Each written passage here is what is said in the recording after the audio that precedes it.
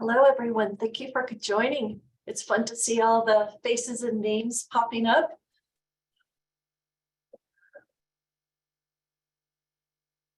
I'll just give it a nanosecond here. Expected a lot of people.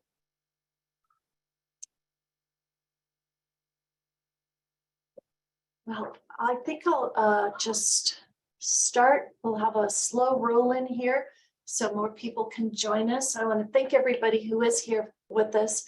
Really appreciate CNRA, who has been so responsive and helpful as we approach this challenge for our working lands.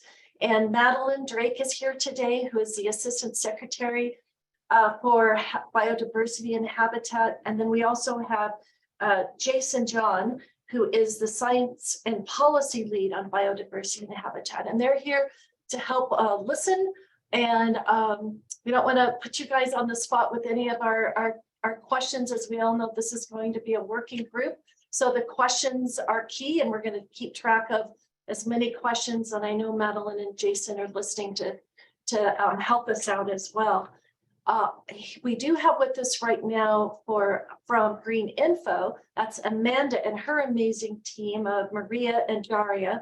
And I just cannot thank GreenInfo, i.e. I've been working most closely with Amanda on how the support and the help that they've been providing all of us just as we are addressing our challenges with the GAP codes and how we can address this. So Amanda and Madeline, thank you so much for stepping in to really helping provide some a space for us to ask these questions and see where we can go. Just a couple housekeeping things before I do anything else. We are currently recording this webinar because there are this working session, because there's going to be a presentation that we think would be helpful for those who cannot attend. We will be stopping it when we have our discussions. If anyone has any, and we will only use that for note taking for us, but if anyone would like us not to record that portion at all, please just send something in the chat to myself or Amanda, and we want to do that. We want to make sure everybody feels safe to ask any questions that you want so we can try to get some good answers in here. And I think that's what I mostly want to say. I just want to reiterate that this is a working session. As we often say, we're flying the airplane while we're building it here. So let's all have patience with each other as we work forward and through these. And again, I want to thank Madeline. Wave your hand again, Madeline, for being here, and Jason for being here. And now I want to thank Claire, who's also here from CCLT, who's doing a ton in the background. So Claire, thank you as always for your pro help back there. And Amanda, I'll turn it over to you. All righty, sounds good. Hopefully you're all seeing my screen now. So you should have got the reminder, and Kay mentioned we'll be recording. The first sort of 10 minutes, I'm going to go through some refreshers, get our minds all back into what we're doing here. And then when we move to the discussion part, if anybody would like to request we stop recording, you can send a message. So we'll give you that reminder then. But this way, folks who can't join can at least get the introduction for sure. So today is working lands and how we get those accurately in 30 by 30. So today is discussing working lands that, in this case, we're talking about agricultural and grazing lands, and we want to make sure that they are correctly reflected in CPAD, in CCED, and in 30 by 30. So that's sort of the goal. This is a smaller sub-working group of the broader CCLT and organizations and agencies across the state that own lands. Anybody's welcome to be here, but just noting that the conversation points today are going to be geared around those types of lands. We do have other working groups that we can set up either by region or topic, but today we'll be working on that. So we estimate that's probably somewhere on the order of about 30 land trusts that we expect might be participating in these type of discussions either today or at different points. And then we did also have a few sort of jurisdictions, cities and counties that expressed interest that might be in the call also. But just so we know that that's our focus of today. So we'll go through a quick sort of rehashing of what we've done before of how do you make sure you qualify to be in 30 by 30. What are the two main criteria? Just a little more detail on that. And then I want to give a refresher of where the data is at now and recognizing where it needs improvement and why. I also have some sort of back of the envelope estimates as to what we think we might see coming out of those improvements. And then I'm going to give you a bunch of resources that can be used in the discussion today and or after, which will be sort of a slide deck of what are the actual language of GAP 1, 2, 3, and 4, what is the flow chart of making the decisions, some key text out of the pathways document that talks about working land. So those will all be resources that we can use as we have discussion.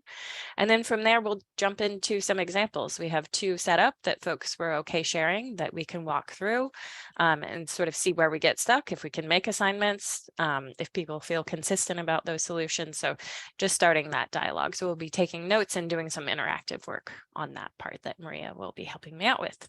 So as a reminder, the first criteria is that property must be protected. And for 30 by 30, it must also be protected for biodiversity. Typically, this is going to be land that's protected by fee title ownership or a conservation easement. Sometimes it will have both. So we do reflect those. So when those happen, then they get put into the CPAD and or CC database. And that's the information we've been collecting and will continue to collect through October to make those updates that go into the next iteration of 30 by 30, the next update. But besides being in those 2 databases to show that they are protected, we also need to know that they are biodiversity focused. So in 30 by 30, that's being measured through GAP codes, which are the USGS national effort. So in this case, if they are GAP code 1 or a GAP code 2, they count within 30 by 30. 2 sort of key main points to know if you qualify as a GAP 1 or GAP 2 with your property is that it needs to have a formal management plan, and that management plan needs to emphasize biodiversity and retention or return to natural land cover. So those are the sort of high level points that we all know get confusing and difficult, and why we'll have more discussion today. But those are the high levels. So I wanted to give this, and it's definitely a back of the envelope, trying to come up with some numbers just to put this in context for all of us. So the last iteration, the first iteration of 30 by 30 that came out from CNRA was that we were at 24% protected across the state for terrestrial lands. I looked at about 30 to 35 groups that we thought most of their lands are in some format working lands, and that was both within CPAD and CCED. I looked at both of those, and I think about 1% of that 24 comes from what we would think could be working lands. So that's to say it's pretty significant. It's showing up on the radar. And we also know that there are a lot of lands missing. And we'll talk a little bit as to why we know some of those are missing. But we also know a lot of them are just incorrect or incomplete in their GAP codes. So if we start to think about what's missing in the data, so what's actually currently protected on the ground and probably qualifies as 1 or 2, we could be missing up to 500,000 acres. So that means we would actually be nudging this percentage up to 26 with data correction. So it may be 25, it might be 26. It's really hard to give an exact example, but when you're looking at trying to close this 6%, 1 to 2% is very significant. So that's why we're all here trying to make sure that it's as correct as possible. So at the end of the day, 2 to 3% of the 30 by 30 lands will probably come from some sort of working agriculture or grazing lands. And so then why do we have this mismatch in the data as to when I'm saying we might actually have double or even somewhat close to triple that should be counted? Probably the biggest reason is that easement data has been historically very difficult to track and to get accurately reflected in the data.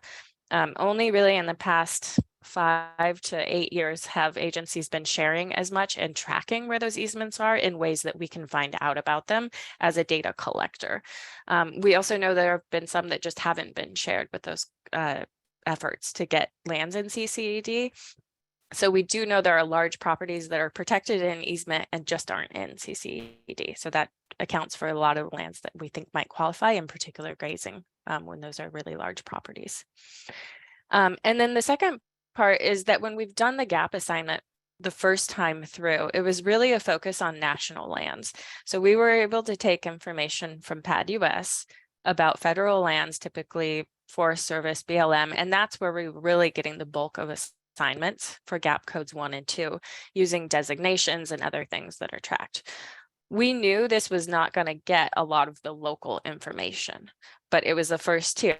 So now we're into the second tier of saying local lands are predominantly incomplete in terms of data on their gap codes. And what we need to know is from you all who are here, what are the more accurate codes? So if you see in particular 4 assigned to your lands, that in most cases is actually a no data assignment. It's not that you've been told, we're not trying to say your lands are a 4.